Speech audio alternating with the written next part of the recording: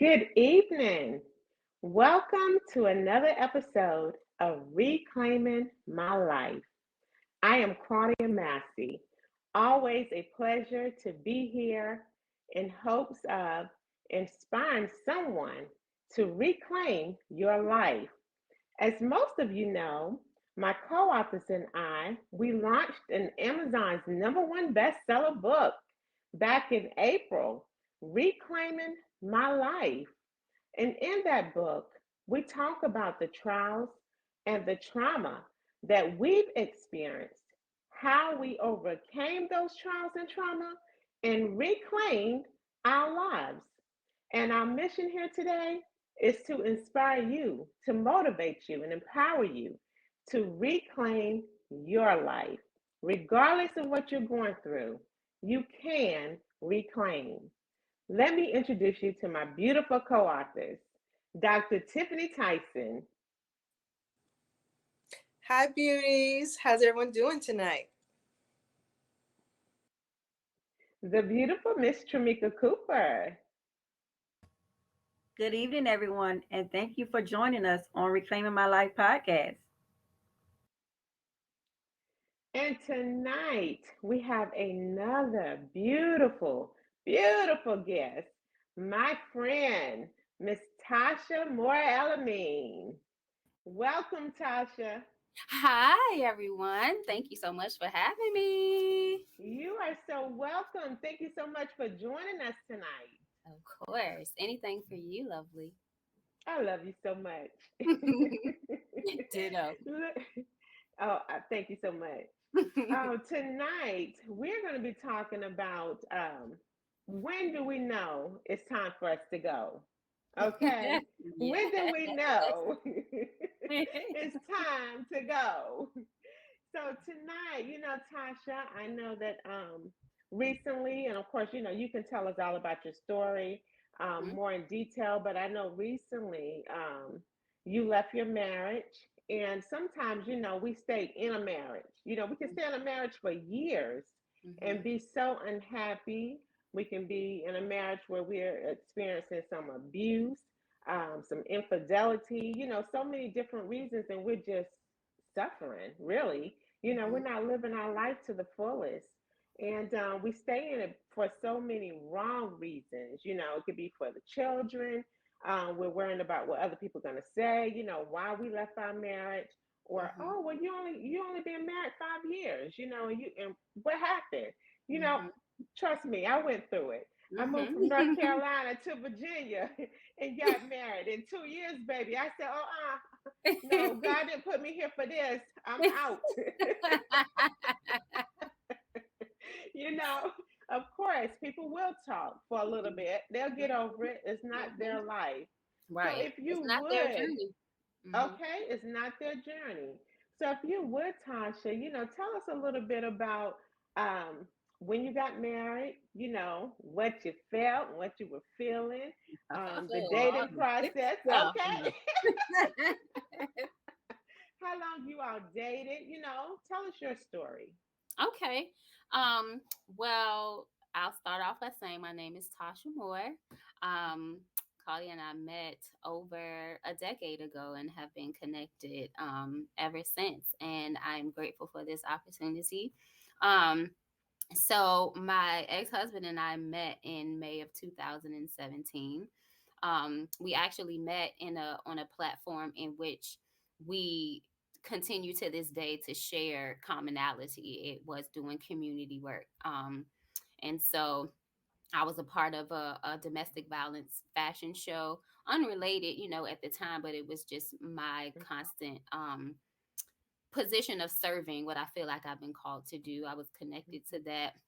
Um, Actually by my biological father, whom I have a very, very distant relationship with. And so that, I believe, ended up, as we continue to talk, come full circle in regards to just that connection, because I would not have been connected to that opportunity unless he had reached out to me at that time. And so my ex-husband at the time was the DJ for the fashion show. And then we began dating in April. And we were only together for 6 months before he proposed. So we met, I believe, in April. He proposed in August. We got married in May of 2017. Um, and then things just continue to move quickly in that same pattern.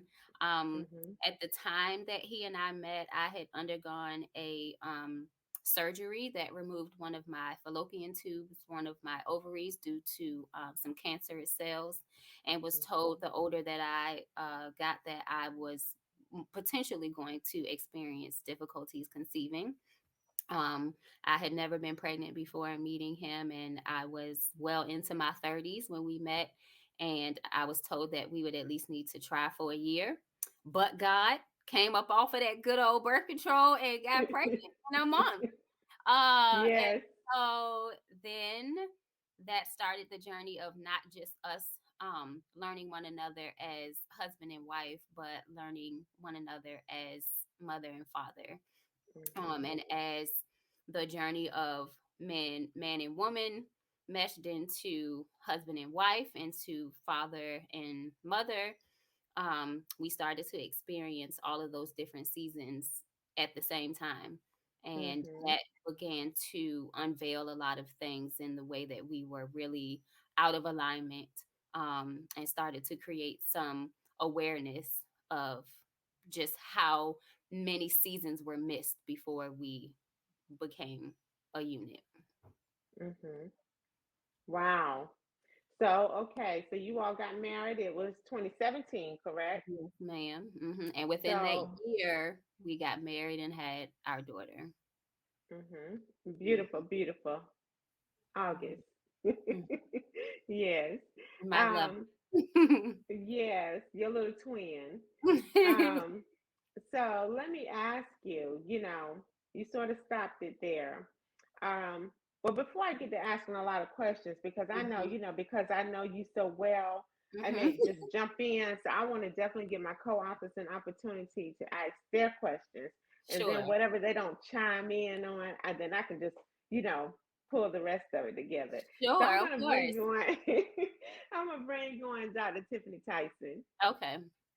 And then you know me, I could talk too, so I stopped right there and then Look, let you Tasha, all I warned continue to. them. I warned them of that. I said she is a talker. Yes. So I'm pacing myself intentionally. So I love that's it. the way. Hi there. Hi, Dr. Tyson. So you mentioned that you guys started getting to know more about each other because people say you have to get to know that person in different seasons. hmm So as you were getting to know each other, what things started to come out? Um, I would say specifically the awareness that we met each other in the wrong time, but in the right season. Um, we really connected on so many different levels that were apparent and intrinsic to us as individuals. But then as life started to unfold, there were so many signs that we, like I said, just were out of alignment. We really did not have an alignment in what gender roles look like, the expectations of that as husband and wife. We were out of alignment with what it meant to raise a child. Um, he had two adult children of his own. I had not been a parent before, and in raising those two adult children, they were raised differently. And so I think he had an intention of how to start this family specifically, but not really having the tools to do so. Um, and I also became aware of the tools that I was lacking due to my upbringing and the some of the codependent behaviors that were learned, some of those patterns, some of those cyclical patterns, because I actually came from a product of divorce. That was part of reclaiming my life in that journey and forgiving myself for repeating that same pattern unknowingly. Um, because my mother and father met and got pregnant with me very quickly in college. They were only married for 2 years and divorced as well. And so that played on my psyche and on my spirit a lot as I began to make those decisions about whether or not I was going to divorce. Um, and so we just really were not in alignment with that. And the end part of the misalignment was that we just were not, we started to lose connection of what the partnership was, in my opinion. And going through those different phases but not meeting each other where we needed to meet each other. So after you started noticing these different ways that you guys were not aligned, how soon did you start the divorce process, or what was that like? So we went to couples therapy very early on, due to one of the main things that had started to rear itself when um, drinking became less of a social pattern and more of a codependent pattern. And so we started going to therapy then. We only did that for about half a year before it started to show that it really wasn't working in regards to applying some of those things that we learned. And so when I started to feel like it was over, I approached him with the desire to resume therapy together. He refused, and there was a lot of displacement on the responsibility being solely on me. Um, and he actually told me I should go to therapy, and I took his advice because I had never been. Right. Even though I worked in a setting of doing behavioral counseling and working with families in so many different capacities, I had never personally pursued therapy.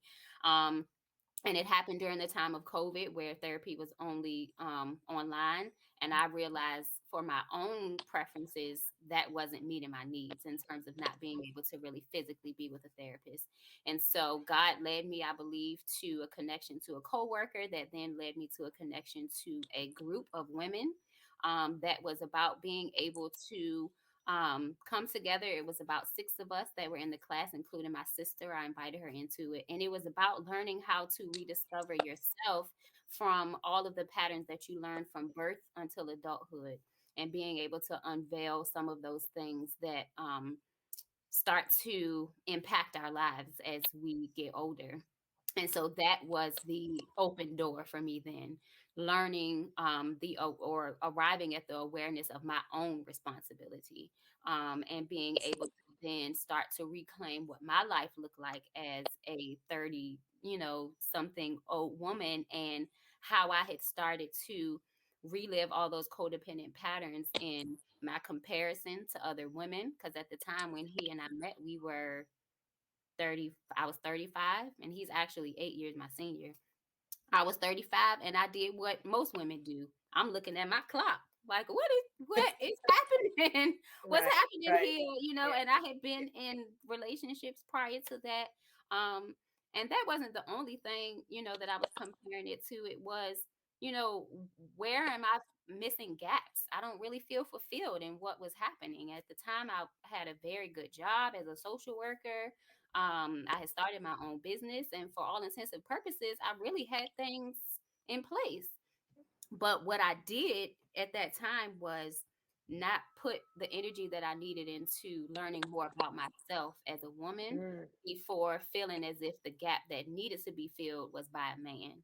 Right, And by comparing my journey to other women's journey and trying to keep up with societal norms. right. And so yes. after I went through those groups and I learned more about my own responsibility, I told him, I just feel like we are such destructive and toxic triggers to each other. We trigger Right. each other's codependency and negative patterns. And if we don't do something about this, then I'm going to have to get a divorce.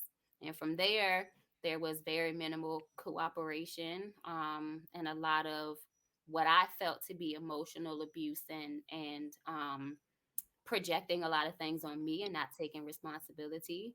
And from there, I went through the process of starting the separation. Wow. I have to say, I commend you on first seeking out the treatment that was right for you. Because what Yes. people don't realize, there's not one size fits all. Again, you said something really key. You said, hey, I could not connect with someone that was virtually. I need to be in person.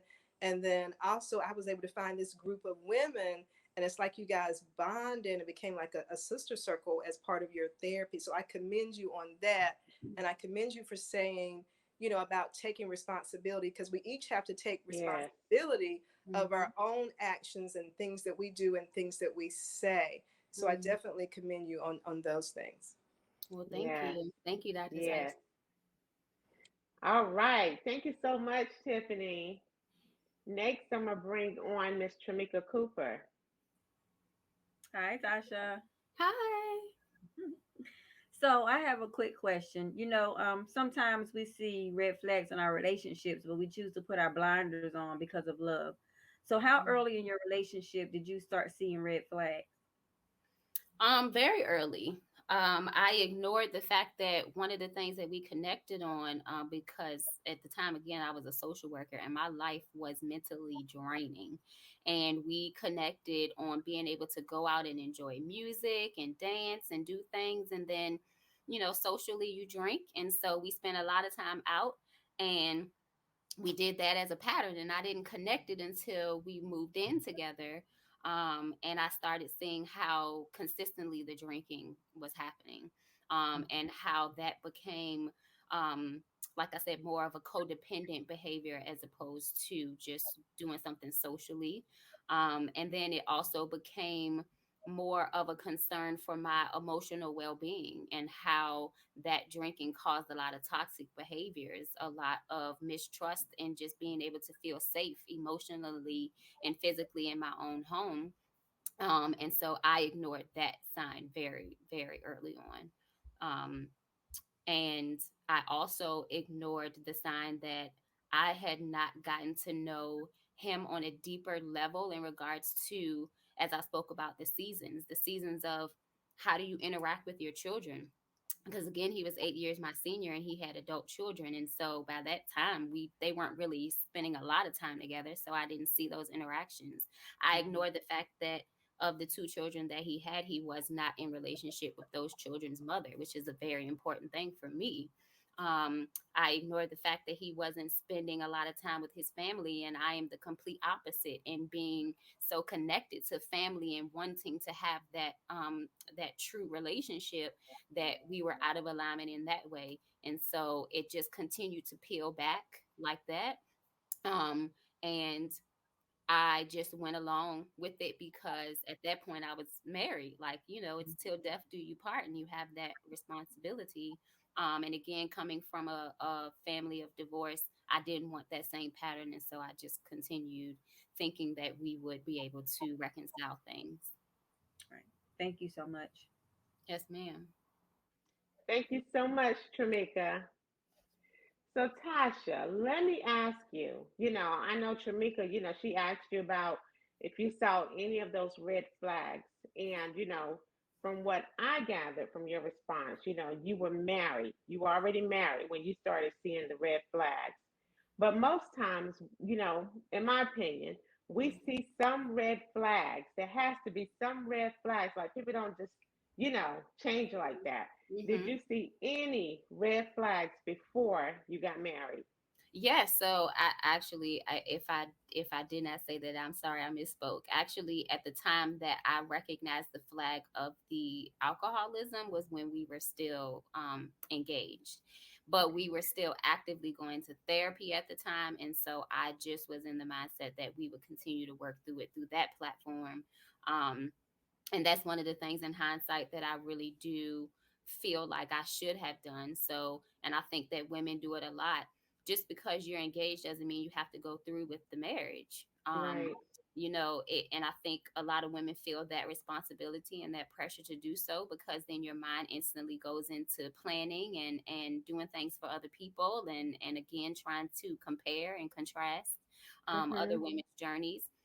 But if I had taken the time to not ignore that red flag and say to him, I'm starting to notice some things. We really have only been together 6 months. I feel like we need to do more therapy.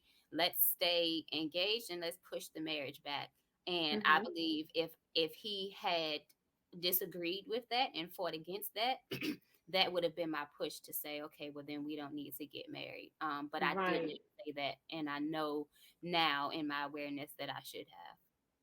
Tasha, thank you so much for that because, the reason why I wanted to just, ponder on that for a moment, Mhm. Mhm. because trust me, it's so important for some women that's listening to this right now, and even men, because, the situation could be vice versa, Absolutely. because that was me, the marriage that I'm saying, I was 2 years and I was out. I Mhm. saw the red flags, before saying I do. I Mhm. was engaged. I was, in the same situation, like, oh, I got my bridesmaids, oh, I don't pay Mhm. for my dress. Mhm. The red flags were like, like really like all in my face. You know what Mhm. I'm saying? Mhm. And I still did it, and that was the relationship that, here I am writing about it. I experienced that domestic abuse, Yeah. Yeah. the emotional abuse, and I remember being in that marriage, and I was just crying out to God, why? And it's almost like you really just want to slap yourself. Like, are you really asking me why? I showed you I before. showed you Yes, exactly. I showed I you showed before you you. said I do. Yeah. So, I really want to say, to the women or men, that's in a relationship, you engage, but you see the red flags, don't ignore those red flags. It's Mhm. okay to say, I changed my mind. It's Mhm. okay if you already spent $10,000. Let it go. Just let Mhm. it go, because it's not worth 10 years of misery. It's Absolutely. And it's not worth it. if your partner really loves you and is intentional about making that relationship work, then obviously everybody's not going to agree in the moment. Sometimes, it doesn't easily come to, okay, sure, let's do that. But if it's such a fight that your partner is not willing to give you what you need to be able to have that space and to sow into that relationship until you become married, then that's a flag in and of itself. You have Exactly. to, be aware of that. And I would like to say too, in those moments, whether you are at the moment of saying, I feel like we should take a halt and we should take a step back and reconsider, Mhm. or you're to the point that as you and I, we became more aware at the end and we decided to divorce. Um, do not put all of that pressure on yourself to only listen to the negative thoughts in your mind about how you should have done something different, blaming Mhm. yourself, um, not being okay with the accountability, because we all have moments of stretching and growth. Not Mhm. everything is going to happen at one time. Um, and I believe I said earlier, when I started to reclaim my life is when I saw that there was power in the pain. And Mhm. I believe it was TD Jakes that I love to listen to at times just for that motivation and encouragement, and said, pain always leaves a gift. And sometimes that gift is that your eyes are more open, that Yes. your journey and your process will be a testimony for somebody else, a testimony to the children you may have with that partner, to Yes. your siblings, to a friend, to somebody that's listening to, a broadcast like this.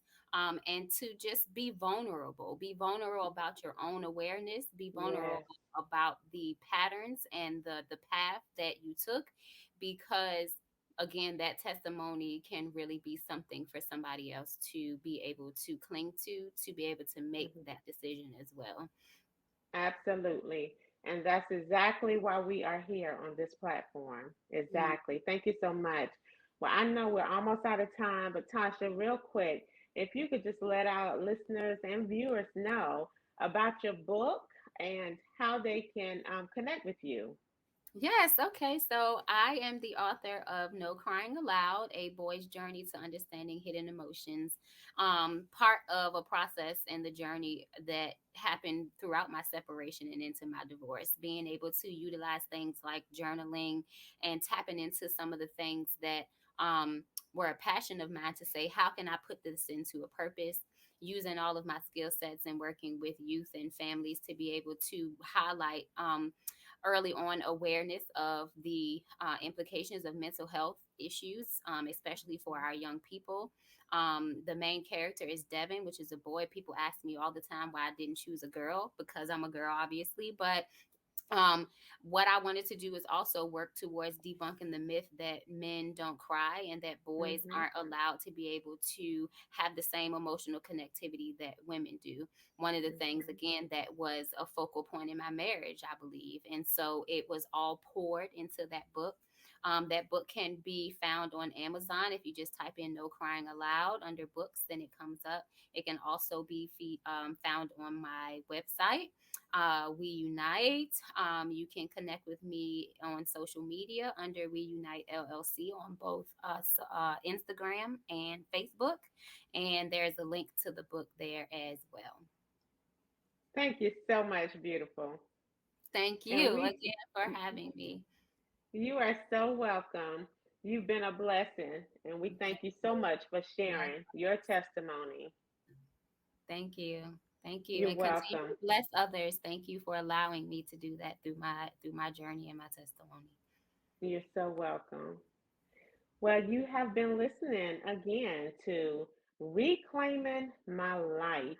If you are going through anything, I don't care what it is, finances, relationships, emotional or physical affairs, marital problems, whatever it is, please know that there is hope and you can reclaim your life.